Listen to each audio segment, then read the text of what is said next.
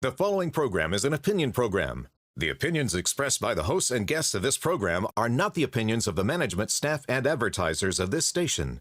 Please direct all criticism, concern, and adulation to the hosts of this program.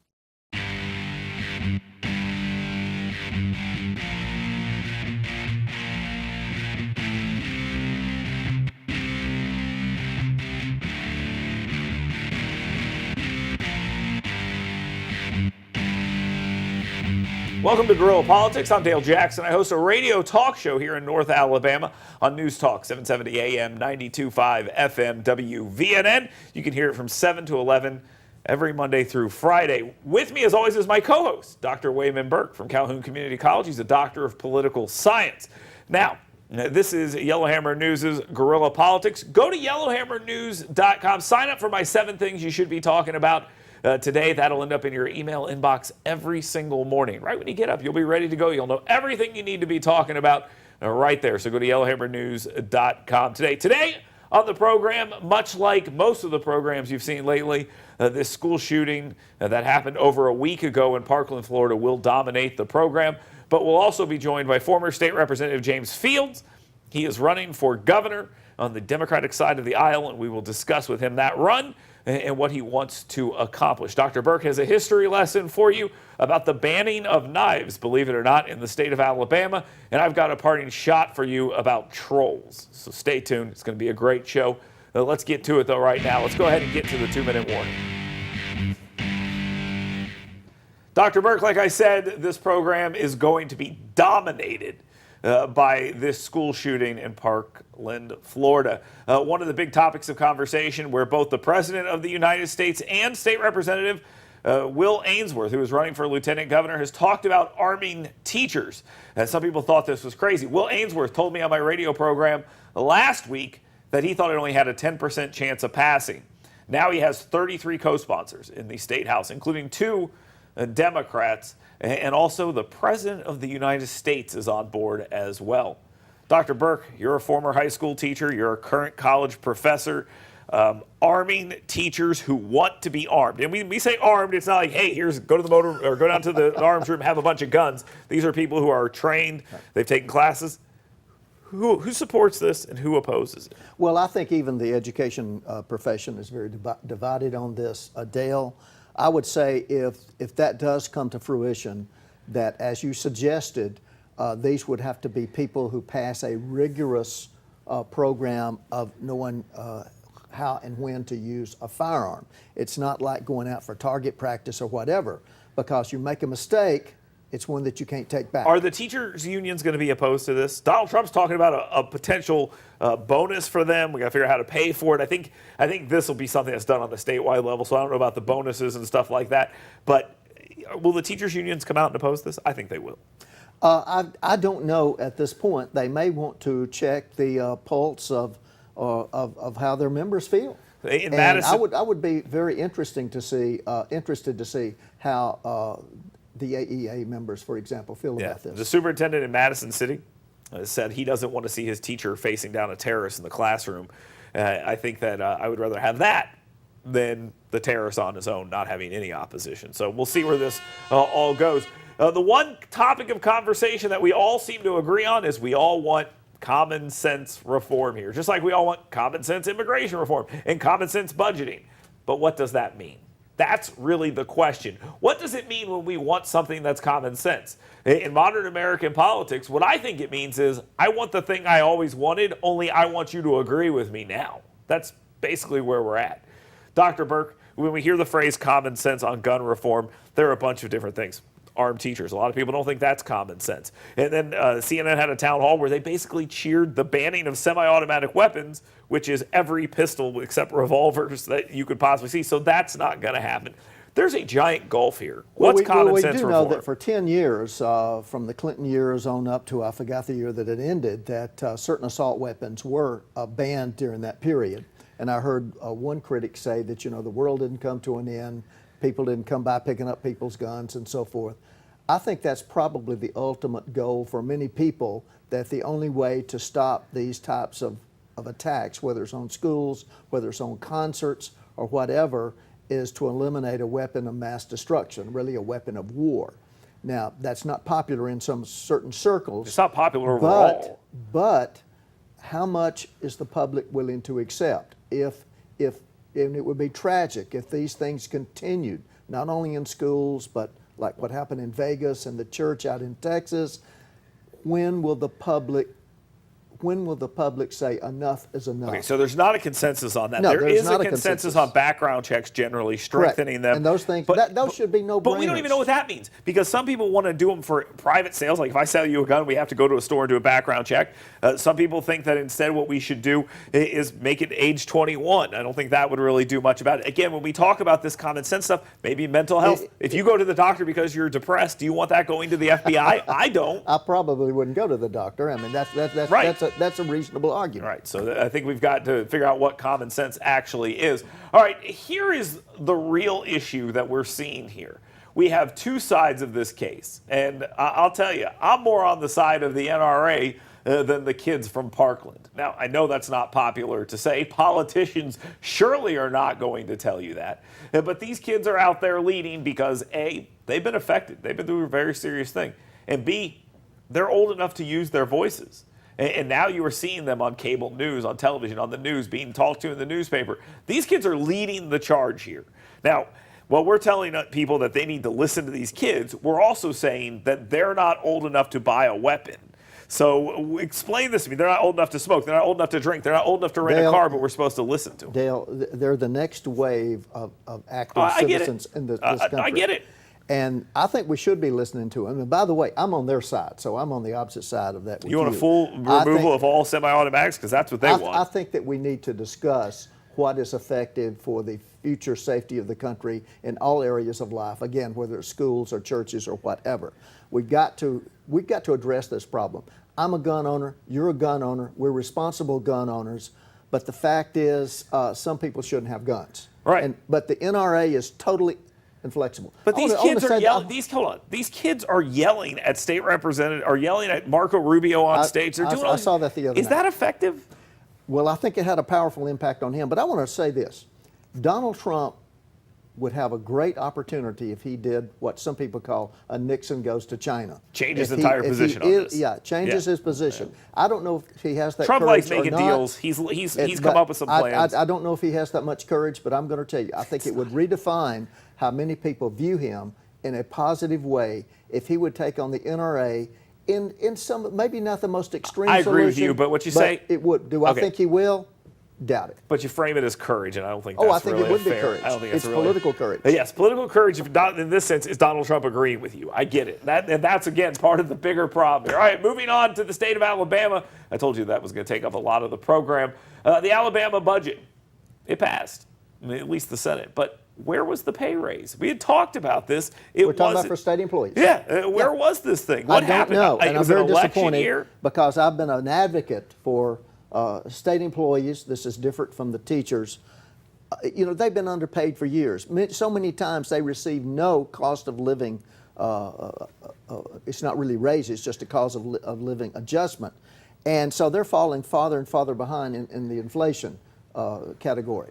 So I don't know where it's at, and I even heard one representative to say, well, maybe we'll take it up in another bill. Yeah, no, that's just kicking it down the road because they're not going to do anything. Here's where it went, Dr. Burke.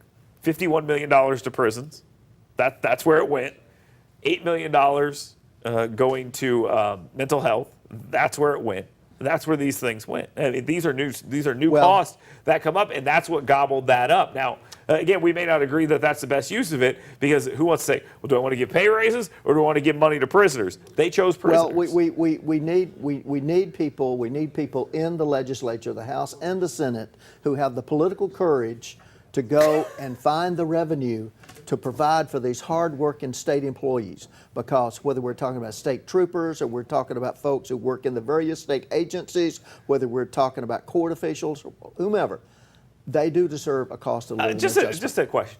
Courage in the last two segments, courage is doing what you want on guns and doing what you want on pay raise. Courage is stepping up to the plate and doing what is right. And that's what political courage is, even if it puts your political career on the line. All right, so what's courage on immigration? What's courage on immigration? the title of John F. Kennedy's book, What is Profiles in Courage. Okay, you're wasting time. What's the courage on immigration? What's courage on immigration? I think to reach a reasonable compromise, to take care of these dreamers. That's the courage. Courage means doing what Dr. Burke wanted all along. All right, let's move on to the last one. This is about those rascally 13 Russians. Yes, those 13 Russians. Here we have, again, another week has gone by, and we're still hearing about these Russians, but where's the collusion? That's really the question I have for you, Dr. Burke. We were told this entire investigation is about the collusion of those Russians and the Donald Trump campaign, yet no collusion yet. All the things we've seen so far are financial crimes committed before the campaign. The thing with Flynn in the not identifying who he was had nothing to do with the Russians in the election. And now these 13 Russians, hold on, now these 13 Russians that they don't believe impacted the election, and they don't believe they knowingly operated with anyone in the campaign. No collusion. I want to say, first of all, I'm going to give Dale credit that from the beginning he said, if you find something, prosecute them. Say it right. Prosecute say what I actually to said. the fullest extent. What did I actually That's say? what you said. I said try them and fry them. Okay, well, that's your way of putting Brandy. it. But you did say that they should be punished. But the fact is, this thing is a jigsaw being put together. And you can't have your head in the mud and not see what's happening. I don't know what the end result is. Maybe there was no collusion, but maybe there was. I don't know. It doesn't matter what happens. People don't plead guilty for no reason and agree to testify. What do we have, 3 now? They're all pled. The Manafort Gates stuff is completely different. Listen, the beauty of this is it doesn't matter what happens. Even when there is clear no collusion and they say the meddling was, hold on, and even though they say it didn't have any impact, we still look at the camera and we say, well, you know, maybe later. I mean, that's what we say, and it's every single piece is well, maybe they'll get him. At what point, if this is such a threat to American democracy, even though we're a representative republic, we've got a president why who don't they get him? will not acknowledge. He did acknowledge. Oh, he acknowledged it. Acknowledge this had an impact. Dr. Burke, what the degree of the impact is yet to be seen. No one said it had an impact. He acknowledged a year ago in Poland that they meddled, and he acknowledged last weekend that they meddled, and you just now said that he didn't acknowledge it. That's fake news. Fake news. He didn't say the magic words. We'll continue this next week. He didn't say the magic word Dr. Burke wants him to. Okay, thank you very much. We will be back coming up here in just a second. Former State Representative James Fields. He is running for Lieutenant Governor. We'll talk to him. Stay tuned.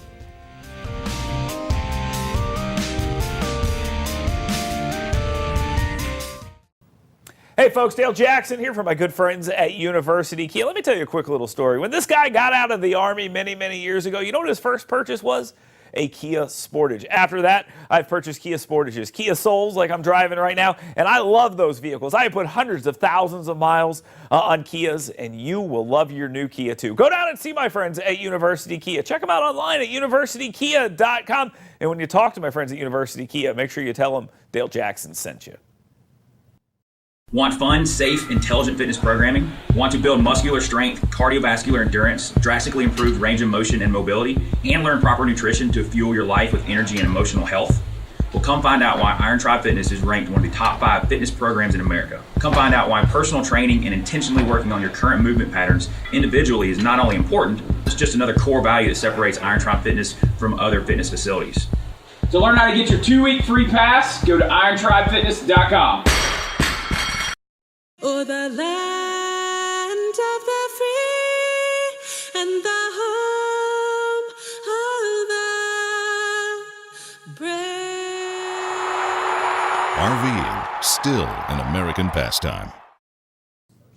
Hey folks, Dale Jackson here for my good friend Matt Curtis and the Matt Curtis Real Estate team. You know, since I've been working with Matt Curtis, the number of hours it takes for him to sell a house continues to shrink. We're down to 14 hours.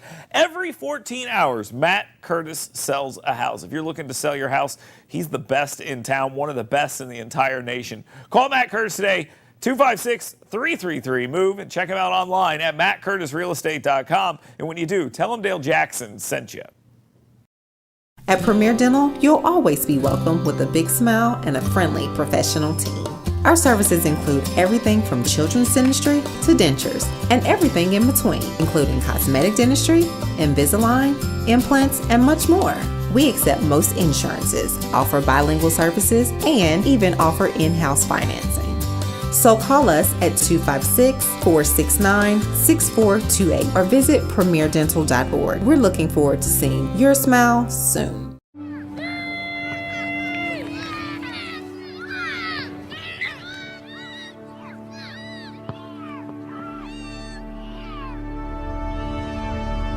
RVing, still an American pastime. Russ Russell Commercial Real Estate is Huntsville's premier commercial real estate agency. Russ can help you with anything you need, whether it's raw property, office space, a commercial development. That's Russ Russell. He's a native Huntsvillian. He knows us. He knows our people. He knows real estate. A member of the Better Business Bureau, 536-7777. Hey folks, Dale Jackson here for my friends at Made Pro. With me today is Cindy and my dogs Savage and Sarge.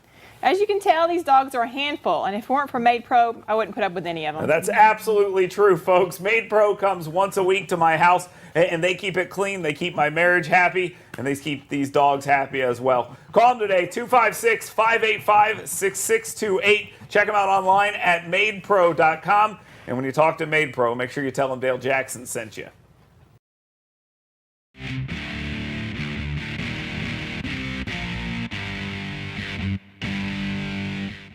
Welcome back to Guerrilla Politics. I'm Dale Jackson. With me, as always, co-host Dr. Wayman Burke, and former State Representative James Fields is our guest today. He is running for the Democratic Let's try this again. The Democratic nomination for governor. There we go. I knew I could get it out there. Thank you very much for joining us. Thank you. You were a state representative. Correct. And now you run for lieutenant governor. Now you're running for governor. What made you want to jump in this race? After looking at what we've gone through in the last 4 years, the failed politics of our state, the failed administrations, and people deserve fair and truth and integrity in the highest office in the state. Alabamians deserve better, and we think that we can offer them that. We can give them that. We're relatively certain that a candidate like James Fields, myself, and a leader like James Fields who understands the positions of people and where people are. That's why we're in this race. Now you are an interesting figure in Alabama politics. African American elected to a seat in Coleman, Alabama, when people thought that would be a pretty hard thing to do. Doug Jones won a race that nobody thought he was going to win, and it was hard to do. Is there a Democratic wave coming in Alabama? Do you think that's happening? I mean, is that a real thing, or was Doug Jones an anomaly? I don't think it was an anomaly. It's about change, and it's about the, I guess you would call them the millennials and people who are waking up to what is happening around them. Doug Jones happened to have the ideal opponent. Yeah. Number one, but Doug Jones is a man of honor, integrity. He's a guy who understands where Alabama is, and he wants to move Alabama into a forward position, and that's what we stand for. Now, Doug Jones, he won that race against Roy Moore. You said the ideal opponent. Yeah. Your opponent ain't going to be Roy Moore. It's going to be somebody else. Yeah. Is this seat winnable for Democrats? It is. This seat is definitely winnable because when people look at our vision, they understand where we want to take the state. They understand the issues that are before us, such as you talk about the lottery, you talk about Medicaid expansion, you talk about infrastructure, you're talking about moving Alabama into a positive direction. Alabama is rich all around. Okay. Our relationships are rich, our heritage is rich, and we fail our citizens when we don't explore it even deeper. Okay, fair enough. Okay. Representative Fields, your two primary Democratic opponents, of course, the former Chief Justice Sue Bell Cobb and, of course, Walt Maddox, mayor of Tuscaloosa, they have both come out and endorsed the lottery. Including the lottery, what are some of the issues that perhaps would differentiate you from those two candidates? Well, and I'm glad that they did, but the lottery issue is an issue that we've been dealing with for the past 4 election cycles. And these are the same people that are saying, we're going to make sure that the people of Alabama have the opportunity to vote on a lottery. No one ever puts a bill in for the lottery. And I believe that my two opponents are just saying, it's a talking point. For James Fields, it's an issue. And we're going to make sure that a lottery bill is introduced to the legislature, that they will debate it, and then the people will know who is actually telling the truth or not. But here's a question that I have about this. Lottery and Medicaid. Yes. That sounds a lot like Parker Griffith. Yeah. Sounds a lot like Ron Sparks. If we go back, it sounds like, and you all agree, what differentiates you from Subel Cobb and Walt Maddox, the other front runners in the Democratic nomination? I think James Fields understands Alabama a little bit better than they do. Okay. I'm not saying that they don't understand Alabama. Subel Cobb was reared in the southern part of the state. And Walt Maddox is a product of Tuscaloosa, Alabama, which gives him the advantage of having the University of Alabama there. He will talk about how he rebuilt Tuscaloosa when the tornado came through, and et cetera, et cetera. Well, if Cobb County had Alabama, or if Huntsville would have had Alabama, you would have did the same thing. Just quickly, Representative, arming teachers, do you have a position on that? My position is that if it's the law, then that's what we do. But I don't think we need to arm our teachers with weapons. There we go. James Fields, he a former state representative. He is running for governor of the great state of Alabama on the Democratic side. We will come back. Dr. Wayman Burke has a history lesson for you about banning knives. I'll be back to talk to you about how we need to root out the trolls in our own party. Stay tuned. Hey folks, Dale Jackson here for my good friend Matt Curtis and the Matt Curtis Real Estate team. Since I've been working with Matt Curtis, the number of hours it takes for him to sell a house continues to shrink. We're down to 14 hours. Every 14 hours, Matt Curtis sells a house. If you're looking to sell your house, he's the best in town, one of the best in the entire nation. Call Matt Curtis today, 256-333-MOVE, and check him out online at mattcurtisrealestate.com. And when you do, tell him Dale Jackson sent you.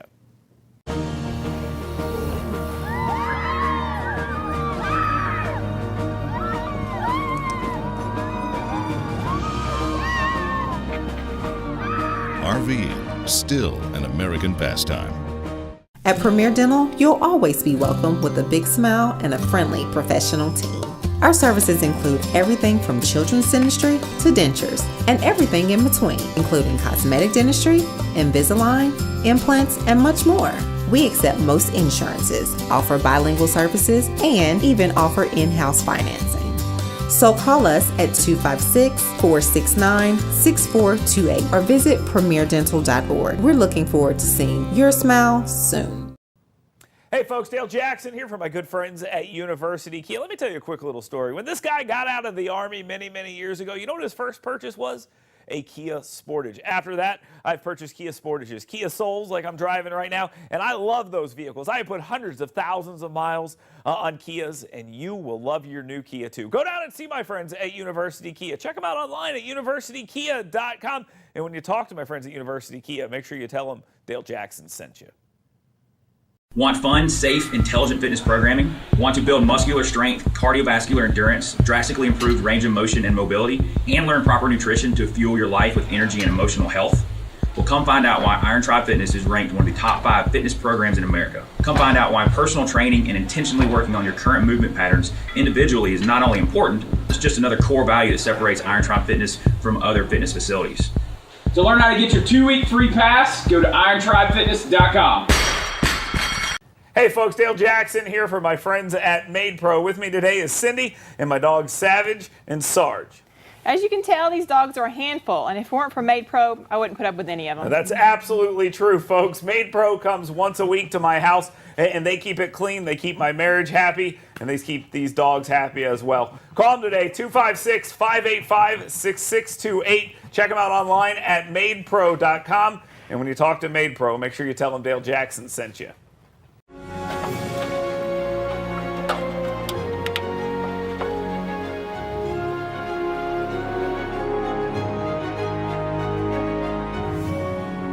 RVing, still an American pastime. Hey folks, Dale Jackson here for my good friends at Rocket City Property Management. Look, I've got a property and I've got a renter, but I don't have time to be dealing with all the hassles of being a landlord. That's where Rocket City Property Management comes in. They collect my rent, they deal with the maintenance issues, they help me find people to live in my property. They'll do it for you too. Check them out online at rocketcitypropertymanagement.com, and when you do, make sure you tell them Dale Jackson sent you.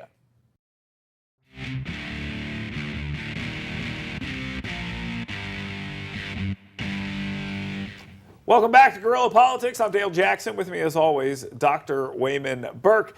And as we wrap up the program for you, Dr. Burke has a history lesson for you about banning knives. No, seriously, pay attention to this. And I've got a parting shot for you about trolls. Not just internet trolls, but trolls in real life as well. We're going to talk a little bit about that. I'm going to set some people straight. Dr. Burke, take it away. Dale, this is one of those say what moments in history, because 181 years ago, the Alabama legislature banned Bowie knives. And it was in the National Intelligentsia, which was like the Time magazine of its time. Not only did Alabama ban these knives, but Mississippi did as well. And if you committed a crime with one of these knives, the penalty was $100. Using the inflation calculator, that would be like $22,000 today. Wow. So apparently Bowie knives were a problem, and apparently there was no National Knife Association, the NKA, to actually lobby to keep people's rights to own Bowie knives. Did people demand that teachers start carrying these knives around schools to stop people? I guess teachers should be armed with Bowie knives. Yeah, wow, okay, interesting. When did that go away? I'm not sure when it went away. I was surprised to find it, and a number of my friends who are really academics had never heard of this. Very interesting, very interesting. Did it work? There's another question I think we should ask ourselves. How many people that's a good question. How many people got hit with that $22,000 fine by inflation? All right, let's wrap the show up. Let's get to my parting shot. My parting shot today is directed at all good people everywhere. Why do we allow bad actors to control our conversation? Now, I'm a young man. Dr. Burke is much older, but I remember during the Bush administration, 9/11 truthers were all the rage. And yeah, there was a big portion of the American public that believed 9/11 was an inside job, and people rarely called them out. They kind of treated them as kind of nuts. With Obama, it was the birth certificate. Oh, he was from a Kenyan or an African country like Kenya, and oh, his birth certificate was fake. I called those people out regularly on my talk show. Now, Donald Trump is here. He is the president of the United States. And every time there's a crisis of some kind, we end up with something called crisis actors. And these are people who allegedly are paid to go from crisis to crisis and pretend that they are a part of this. Now, these obviously are not real things. But people on the right, for some reason in the last week, have been going crazy about this. And I see the same problem again.